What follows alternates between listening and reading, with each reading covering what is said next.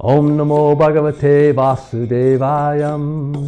Om Namo Bhagavate Vasudevayam.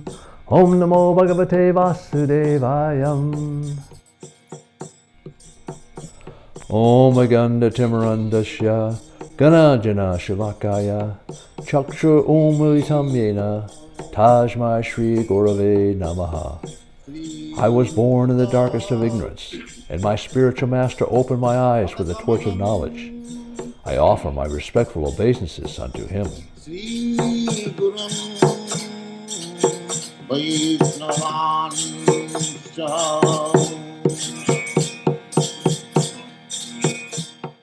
Hare Krishna.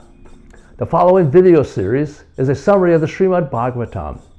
Srimad Bhagavatam was translated into English by His Divine Grace A.C. Bhaktivedanta Swami Prabhupada. Also included are His in-depth commentaries known as purports. These purports unpack the often complex and symbolic language of the text, making it understandable to a wider audience. The Srimad Bhagavatam, also known as the Bhagavata Purana, is considered the most important of sacred scriptures. Composed around 5,000 years ago, it is considered the ripened fruit of the tree of Vedic literature and the original commentary on the Vedanta-sutra. The author of Srimad Bhagavatam is Srila Vyasadeva.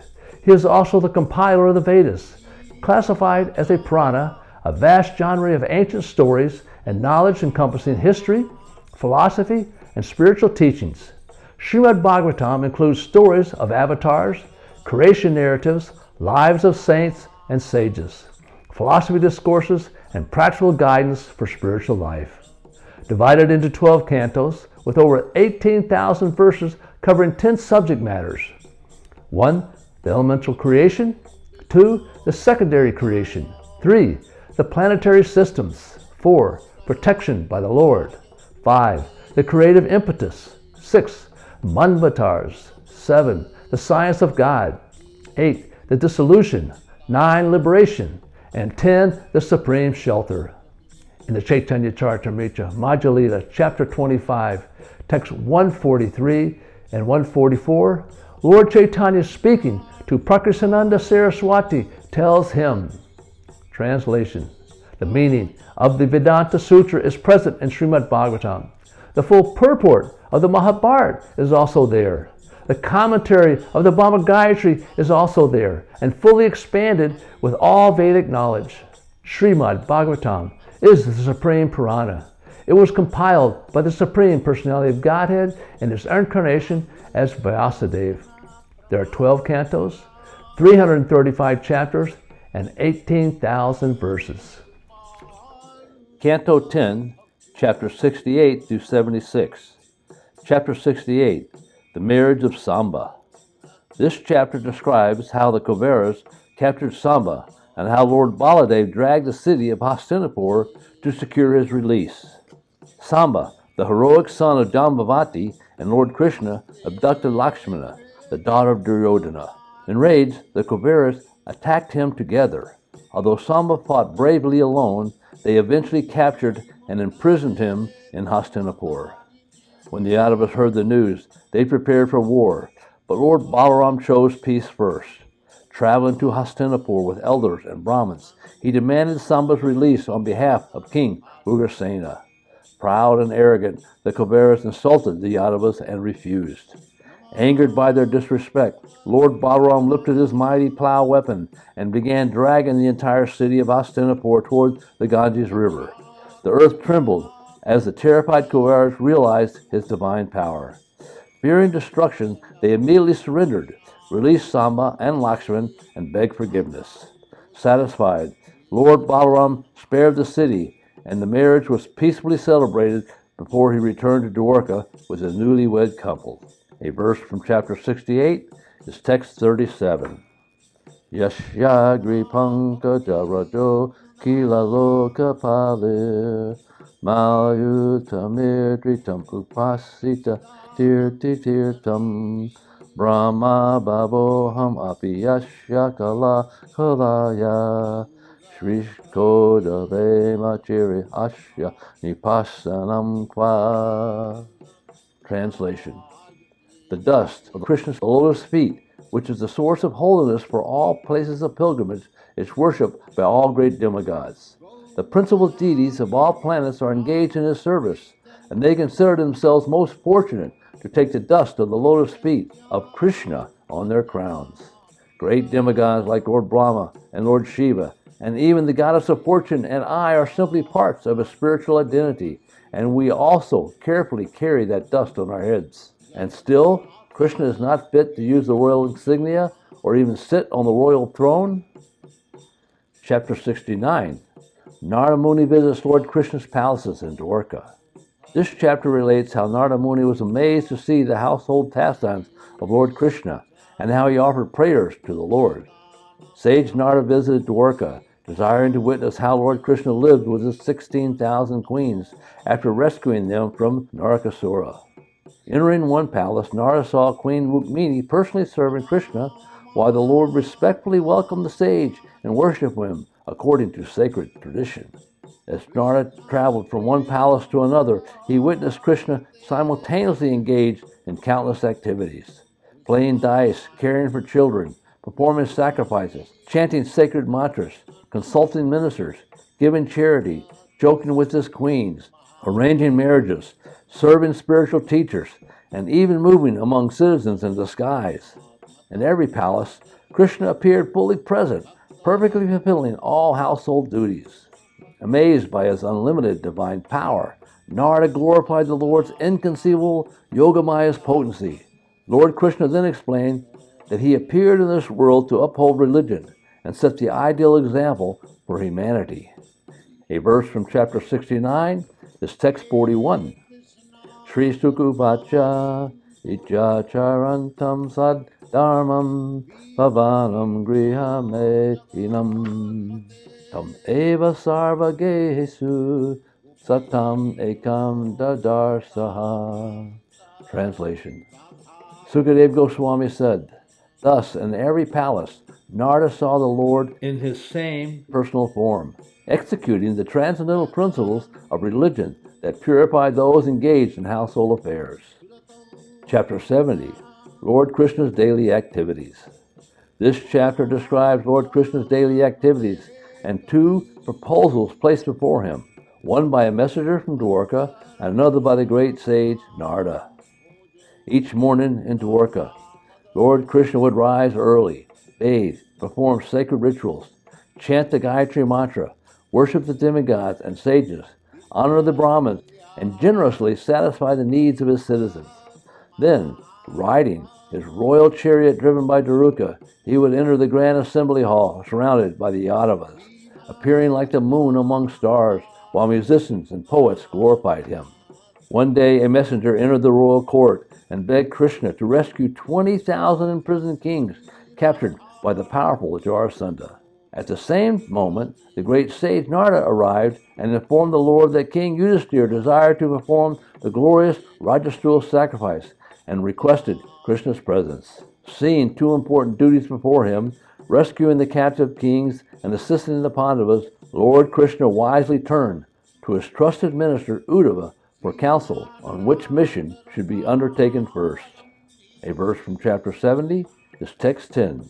Gopi pradevata vidha gurum bhutani sarvasa namaskrityatma sambutir mangalani samasprisat. Translation. Lord Krishna would offer obeisances to the cows, Brahmins, and demigods, his elders and spiritual masters, and all living beings, all of whom are expansions of his supreme personality. Then he would touch auspicious things. Chapter 71. The Lord travels to Indraprastha. This chapter relates how Lord Krishna followed Uddhava's advice and went to Indraprastha, where the Pandavas celebrated his arrival with great festivity. Uddhava, understanding Lord Krishna's intention, advises a plan to fulfill Yudhishthira's Rajasuya sacrifice. Bhima should defeat Jarasandha by approaching him in disguise as a Brahmin and challenging him to a duel. The plan is approved by Narada, the Yadavas, and Krishna himself, who then proceed to Indraprastha with his queens. There Yudhishthira joyfully receives Krishna.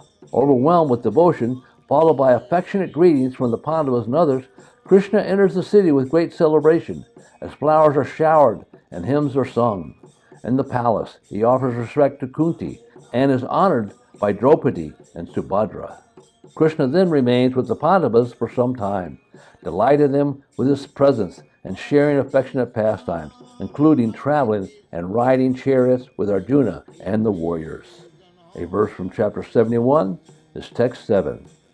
Brahmavisadaro gatva tamviksikta vikodara anishyati nasandeho devairate savasandi.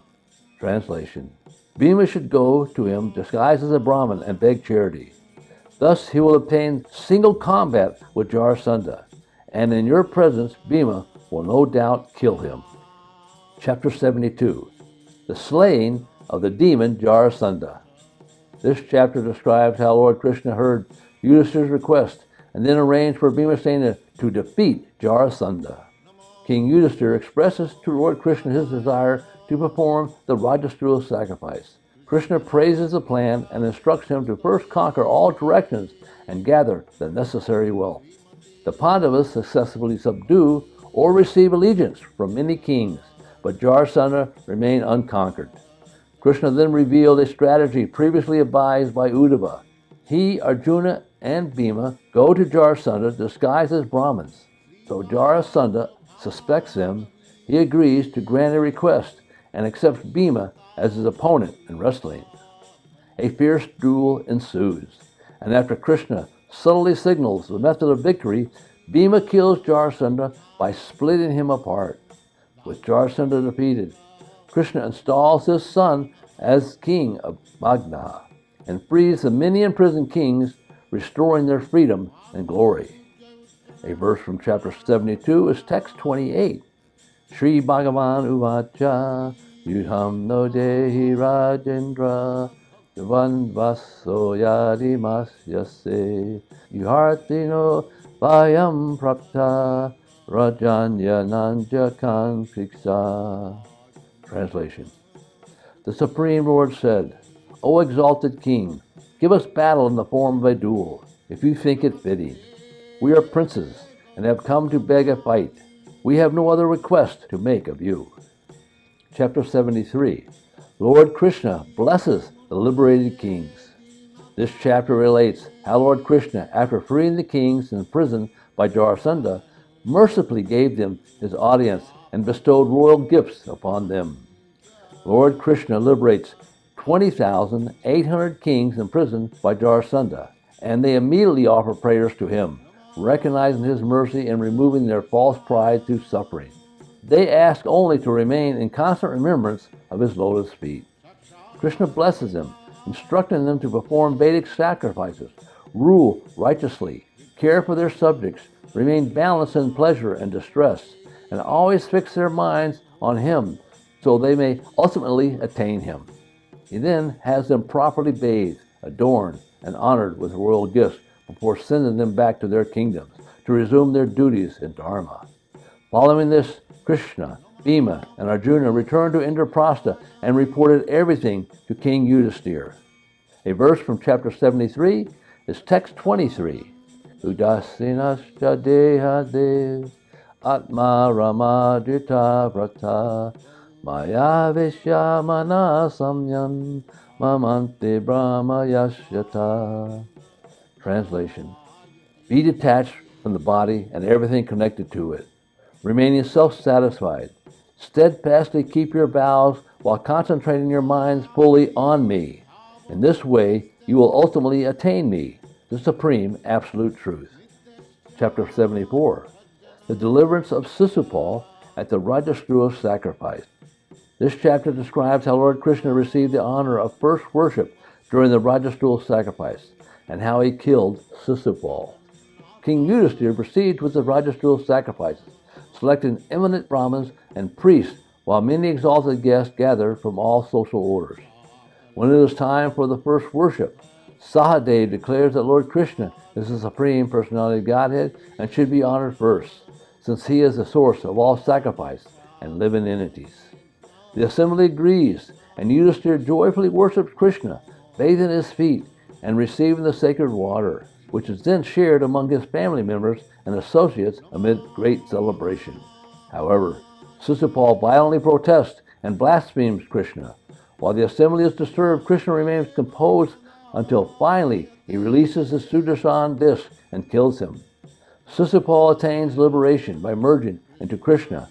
With the sacrifice successfully completed, Yudhishthira honors the guest, and Krishna departs for Dvaraka, although Duryodhana burns with envy. A verse from chapter 74 is text 40. Idam Bhagavata Srimbam Tatparasya Janasyatva Tatona Patiya Sapo Yat Yada Sukritachuta. Translation: anyone who fails to immediately leave the place where he hears criticism of the Supreme Lord or his faithful devotees will certainly fall down, ripped of his pious credit. Chapter 75, Duryodhana Humiliated. This chapter describes the glorious conclusion of the Rajasuya sacrifice and how Prince Duryodhana was humiliated in King Yudhishthira's palace. As a conclusion of the Rajasuya sacrifice, King Yudhishthira honors the priests, guests, and relatives with garlands, sandalwood, clothing, and gifts, and everyone proceeds to the Ganges for the final ceremonial bathing. After joyful festivities in the river, Yudhishthira and Draupadi complete the ritual purification and properly honor all assembled guests before they depart. Overwhelmed by affection, Yudhishthira requests Lord Krishna and his close relatives to remain in Indraprastha a little longer. Meanwhile, Duryodhana arrives at a magnificent palace built by Maya Danava and becomes deeply envious. Confused by its illusions, he mistakes glass-like floors for water and water for solid ground, causing him to stumble. Seeing this, the assembly laughs, and although Yudhishthira tries to restrain them, Krishna gently encourages the laughter. Humiliated and furious, Duryodhana storms out of the palace and returns to Hastinapur, burning with jealousy over the Pandavas' prosperity. A verse from chapter 75 is text 29. Bhagavan api chatranga navasitat priyam kara prasapya yaduviramscha sambadimscha kusasalam. Translation: My dear Pariksit, the Supreme Lord remained there for some time to please the king, after first sending Samba and the other Yadu heroes back to Dvaraka. That is the end of chapters 68 to 75.